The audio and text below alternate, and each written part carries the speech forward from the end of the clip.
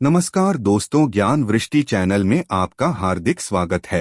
एक समय की बात है, नारद मुनि सभी लोकों का भ्रमण करते हुए विष्णु लोक पर आ पहुँचे। विष्णु लोक में जाकर उन्होंने भगवान विष्णु के और माता लक्ष्मी के दर्शन किए और उन्हें नमस्कार किया। भगवान विष्णु बोले, हैं नारद, आज आपका आगमन कैसे हुआ? नारद मुनि ने बोला कि हे प्रभु, मैं सभी लोकों का भ्रमण करते हुए जा रहा था, तभी मेरे मन में एक प्रश्न आया और मैं आपके लोक में एक कारण वश आया हूँ। भगवान विष्णु बोले, हैं नारद, तुम अपना वह कारण मुझे बताओ। नारद मुनि कहते हैं कि हे प्रभु, मेरे मन में काफी समय से एक प्रश्न उठ रहा है, मुझे समझ नहीं आ रहा कि मैं प्रश्न कैसे पूछूं। तभी विष्णु भगवान मुस्कुराते हैं और बोलते हैं कि हे नारद, तुम्हारे मन में जो भी प्रश्न है तुम मुझसे कहो। नारद मुनि भगवान विष्णु को फिर से नमस्कार करते हैं और कहते हैं कि हे प्रभु, मेरे मन में यह प्रश्न उठ रहा है कि धरती पर सभी ऋषि मुनि नर नारी तुलसी के पौधे में रोज जल डालते हैं। तुलसी के पौधे में रोज जल डालने से उन्हें कौन सा पुण्य मिलता है? हे नारद, आपने उत्तम प्रश्न किया है। तुलसी का महात्म्य आप तो जानते ही हैं और मुझे सभी वनस्पतियों में तुलसी अधिक प्रिय है। मुझे भोग भी तुलसी का ही लगाते हैं क्योंकि तुलसी लक्ष्मी का ही रूप है। हे नारद, मैं तुम्हें तुलसी के महात्म्य की एक प्राचीन कथा सुनाता हूँ। इस कथा को सुनने से आपको अपने सभी प्रश्नों के उत्तर मिल जाएंगे। जो भी नर नारी इस कथा को सुनते हैं उन्हें 100 वर्षों तक तुलसी में जल देने का फल प्राप्त होता है। इसलिए हे नारद, आप इस कथा को ध्यान पूर्वक और पूरा सुनिए। नारद मुनि बोलते हैं, हे प्रभु, आपके मुख से लक्ष्मी स्वरूपा तुलसी की कथा सुनना मेरा बहुत बड़ा सौभाग्य होगा। इसलिए हे प्रभु, आप मुझे तुलसी का महत्म्य सुनाइए। मैं इसका ध्यान पूर्वक श्रवण करूंगा और तीनों लोकों में इसका प्रचार करूंगा। एक समय की बात है, माधवपुर में सोमदत्त नाम का ब्राह्मण रहता था। सोमदत्त भगवान विष्णु के परम भक्त थे और एकादशी का व्रत करने वाले थे। वह रोज तुलसी में जल चढ़ाया करते, तुलसी की परिक्रमा किया करते और संध्या काल में तुलसी पर रोज दीपक जलाया करते थे और घर में आए हुए अतिथियों का बहुत सम्मान करते थे। वह उन्हें विष्णु का ही रूप मानते थे। उस ब्राह्मण के गांव में एक अत्यंत सुंदर विष्णु भगवान का मंदिर था। एक दिन वह ब्राह्मण सुबह जल्दी उठकर स्नान आदि कर मंदिर की ओर निकल जाता है। उसके पास पूजा की सभी सामग्री होती है और साथ में तुलसी जल भी होता है। मंदिर जाने के लिए वह जंगल की तरफ निकल पड़ता है। तभी उसी रास्ते से एक राक्षसी भी आ रही होती है। उस राक्षसी की आवाज बहुत ही भयंकर होती है। देखने में वह राक्षसी बहुत ज्यादा ही भयानक थी। उसके बड़े बड़े नाखून, लप लपाती जीभ और आंखें लाल रंग की, दो बड़े बड़े सिंह देखने में बहुत ज्यादा ही डरावनी। उस राक्षसी को देखकर कोई भी जीव जंतु डर जाए। वह राक्षसी जैसे ही ब्राह्मण को देखती है, वह ब्राह्मण को खाने के लिए उसकी ओर आती है और मन में काफी प्रसन्न होती है कि आज तो मुझे काफी समय के बाद इतना ताजा ताजा मांस खाने को मिलेगा। इतने में ही ब्राह्मण की नजर उस राक्षसी पर पड़ती है तो वह उसे देखकर भयभीत हो जाता है और मन ही मन भगवान विष्णु का स्मरण करने लगता है और वह भगवान से कहता है, प्रभु, मुझे इस राक्षसी से बचाओ। इतना कहते हुए वह झाड़ियों के पीछे छिप जाता है। इतने में वे राक्षसी ब्राह्मण को देख लेती है और वह उसके सामने आकर खड़ी हो जाती है। ब्राह्मण से कहने लगती है कि हे प्राणी, आज तुझे भगवान ने ही मेरा भोजन बनाकर भेजा है। तू व्यर्थ में ही बचने का प्रयास कर रहा है। जो भी इस जंगल में आता है उसे मेरा ग्रास बनना ही पड़ता है। राक्षसी की सारी बातें सुनकर वह ब्राह्मण थरथर कांपने लगता है। वह समझ नहीं पाता कि वह इस राक्षसी से कैसे अपनी जान बचाए। इतना सब सोचते हुए वह कहता है, मैं तो भगवान विष्णु का परम भक्त हूँ, मुझे किसी का भय क्यों लगे। इसलिए वह बिना डरे राक्षसी के सामने आकर खड़ा हो जाता है और अपने पास तुलसी जल को राक्षसी के ऊपर फेंक देता है। तुलसी जल जैसे ही राक्षसी के ऊपर पड़ता है, उस राक्षसी का शरीर जलने लगता है और उसके सारे पाप भी उसके साथ जलने लगते हैं। तुलसी का जल पड़ते ही उस राक्षसी का उग्र स्वभाव भी शांत हो जाता है और उसको अपने पिछले जन्म के कर्म भी याद आने लगते हैं कि उसने पिछले जन्म में कौन कौन से पाप किए थे और उन पापों की वजह से उसे नरक में यातनाएं सहनी पड़ी थी। फिर वह राक्षसी उस ब्राह्मण को देखकर ब्राह्मण से कहने लगती है कि है ब्राह्मण देवता, आपने यह कौन सा जल मेरे ऊपर डाला है जिससे मेरी तामसिक प्रवृत्तियां नष्ट हो गई हैं, क्योंकि मैं तो आपको भोजन समझकर खाने के लिए आई थी, परंतु अब मेरी भूख शांत हो गई है और मुझे अपने पिछले जन्म के कर्म याद आ गए हैं कि मुझे किन कर्मों की वजह से इस राक्षसी का शरीर मिला। इसलिए हे ब्राह्मण देवता, आप मुझे यह बताने की कृपा करें कि आपने मेरे ऊपर कौन सा जल डाला है जिससे मुझे अपने पिछले जन्म के कर्म याद आ गए और मेरी तामसी प्रवृत्ति भी नष्ट हो गई। कृपा करके आप अपना परिचय दें। इतनी सब बातें सुनकर ब्राह्मण देव बोलते हैं कि हे राक्षसी, मैं भगवान विष्णु का परम भक्त हूँ, मेरा नाम सोमदत्त है और मैंने तुम्हारे ऊपर तुलसी जल डाला है, इसी के कारण तुम्हारी सारी तामसी प्रवृत्तियां नष्ट हो गई। इसलिए हे राक्षसी, तुम मुझे अपने पिछले जन्म के कर्म बताओ कि तुमने ऐसा कौन सा पाप किया था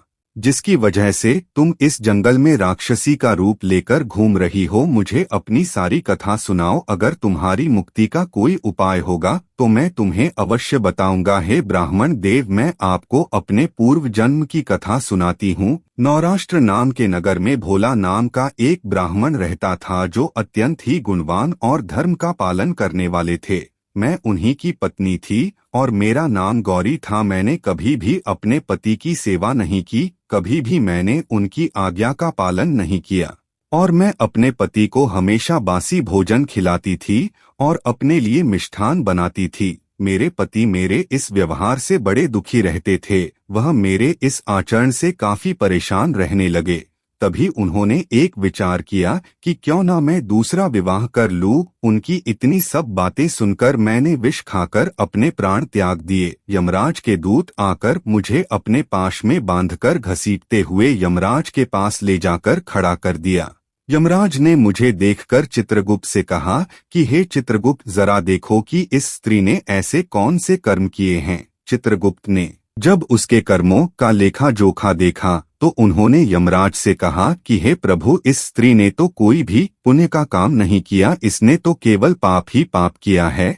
यह स्वयं तो मिष्ठान व ताजी भोजन खाती थी और अपने पति को बासी भोजन खिलाती थी। इसके इसी पाप की वजह से इसे जानवर योनि में डाल देना चाहिए ताकि यह जानवर योनि में जाकर विष्ठा खाए, क्योंकि इसकी प्रवृत्ति कलह करने वाली थी। यह कलह करने वाली स्त्री है। इसने कभी भी अपने पति की सेवा नहीं करी, अपने पति से सदैव ही द्वेष किया है। हे यमराज, इसने जिस बर्तन में भोजन बनाया इसने हमेशा उसी बर्तन में ही भोजन किया है, इसलिए इसे बिल्ली की योनि में डाल दिया जाए। इसने सदैव अपने पति का तिरस्कार किया है, क्यों न इसे प्रेत योनि में डाल दिया जाए। इसे दूतों के साथ मरु प्रदेश में भेज देना चाहिए, वहां पर यह अनेक वर्षों तक प्रेत योनि में रहेगी।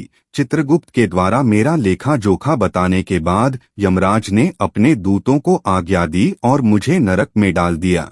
नरक में यातनाएं सहने के बाद मुझे अलग अलग योनियों में डाल दिया गया। अलग अलग जन्म में मैं अलग अलग योनियों में रहने के बाद मुझे इस जन्म में यह राक्षसी का रूप मिला है। इस प्रेत योनि में मुझे 500 वर्ष बीत चुके हैं। इन 500 वर्षों में मैंने प्रेत योनि में अलग अलग मनुष्य को खाया है। फिर मैंने एक दिन भूख प्यास से परेशान होकर एक पुरुष के शरीर में प्रवेश किया और उस पुरुष के शरीर में प्रवेश करके मैं विष्णु नदी के पास आ गई। वहां पर विष्णु के दूतों ने मुझे बलपूर्वक उस पुरुष के शरीर से निकालकर बाहर कर दिया। तभी से मैं भूख प्यास से व्याकुल होकर इधर उधर घूम रही हूँ। तभी मेरी नजर आप पर पड़ी और आपके द्वारा तुलसी जल मेरे ऊपर डालने से मुझे अपने पूर्व जन्म के कर्म याद आ गए। जैसा कि मैंने आपको अपने पिछले जन्म के सभी पाप सुना दिए, इसलिए हे ब्राह्मण देव, आप मुझे ऐसा कोई उपाय बताएं जिससे मुझे अपने इस शरीर से मुक्ति मिल जाए। उस राक्षसी के द्वारा इतनी सारी कथा सुनने के बाद ब्राह्मण देव कहते हैं कि हे राक्षसी, मनुष्य के द्वारा दान, व्रत और तीर्थ करने से सभी पाप नष्ट हो जाते हैं, परंतु तुम राक्षसी शरीर से यह सब कर्म नहीं कर सकती। इसलिए मुझे तुम्हारे इस शरीर को देखकर बहुत ज्यादा दुख हो रहा है, इसलिए मैं तुम्हारा उद्धार करूंगा। जब तक मैं तुम्हारा उद्धार नहीं करूंगा मुझे शांति नहीं मिलेगी, क्योंकि मैं भगवान विष्णु का भक्त हूँ और मैं किसी का बुरा नहीं कर सकता, इसलिए मैं तुम्हें अपने प्रतिदिन तुलसी को जल देने का पुण्य प्रदान करता हूँ। तुम इस पुण्य से परम गति को प्राप्त हो जाओगी। मैं भगवान विष्णु से प्रार्थना करता हूँ कि तुम्हें परम गति की प्राप्ति हो। इतना सब कहते हुए ब्राह्मण देव ने तुलसी का जल उस राक्षसी के शरीर पर डाल दिया और भगवान से फिर से प्रार्थना करने लगे, हे प्रभु, मैंने इस राक्षसी के ऊपर तुलसी का जल डाल दिया, इसे मेरे द्वारा तुलसी जल का पुण्य प्राप्त हो और इसे परम गति की प्राप्ति हो। इतना कहते ही उस राक्षसी के ऊपर तुलसी का जल डालने से उस राक्षसी का वह शरीर भस्म हो गया और उसमें से एक अत्यंत सुंदर स्त्री का जन्म हुआ। उसका शरीर अत्यंत तेजोमय था और उस स्त्री को देखकर ऐसा लग रहा था कि वह कोई अप्सरा हो। फिर उस स्त्री ने ब्राह्मण देव को प्रणाम किया और उनसे कहा कि हे ब्राह्मण देव, आपका कोटि कोटि धन्यवाद कि आपने मुझे इस राक्षसी योनि से मुक्ति दिलाई। इतने में ही एक विमान आता है, उसमें भगवान विष्णु के पार्षद होते हैं और वह उस स्त्री को उस विमान तक ले जाते हैं। इतना सब ब्राह्मण देव देखते हैं और वह उन पार्षदों को नमस्कार करते हैं। पार्षद ब्राह्मण देव से कहते हैं कि हे ब्राह्मण देव, तुमने सदैव ही विष्णु भगवान की सेवा की, एकादशी का व्रत किया और जन्म से लेकर अभी तक तुमने तुलसी में प्रतिदिन जल दिया। तुमने हमेशा अतिथियों का सत्कार किया, तुम्हारे द्वारा ही इस राक्षसी का उद्धार हुआ है। जब तुम्हारे शरीर का अंत होगा तो तुम अपनी पत्नी के साथ बैकुंठ धाम को जाओगे और वहीं पर चिरकाल तक भगवान विष्णु के समीप रहोगे।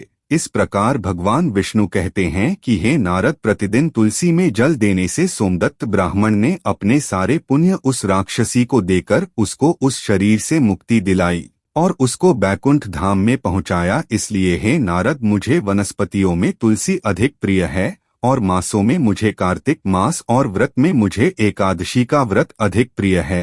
क्षेत्रों में मुझे द्वारका अधिक प्रिय है। इसलिए प्रतिदिन जो मनुष्य तुलसी में जल देता है वह मुझे अत्यधिक प्रिय है। वह मनुष्य कभी भी नरक में नहीं गिरता। जिस घर में तुलसी का पौधा हमेशा हरा भरा रहता है उस घर में हमेशा सुख शांति बनी रहती है। इसलिए हे मित्रों, भगवान विष्णु के भोग में हमेशा तुलसी दल होना चाहिए, क्योंकि तुलसी दल के बगैर भगवान किसी भी प्रकार का भोग स्वीकार नहीं करते। तुलसी के नीचे बुझा हुआ दीपक भी कभी नहीं रखना चाहिए, क्योंकि तुलसी के नीचे बुझा हुआ दीपक रखने से उसको अशुभ माना जाता है। इसलिए तुलसी का पौधा हमेशा साफ सफाई वाली जगह पर ही रखना चाहिए और मासिक धर्म के समय स्त्रियों को कभी भी तुलसी में जल नहीं देना चाहिए। इस प्रकार भगवान विष्णु नारद मुनि से कहते हैं कि हे नारद मुनि, मैंने तुम्हें तुलसी का महत्व सुना दिया और तुम्हारे सभी प्रश्नों के उत्तर भी दे दिए। इस प्रकार नारद मुनि कहते हैं कि हे नारायण, आपका कोटि कोटि धन्यवाद। मैं इस कथा का श्रवण तीनों लोकों में करूंगा। अगर आपको मेरी यह कथा अच्छी लगी तो हमें कमेंट करके जरूर बताएं।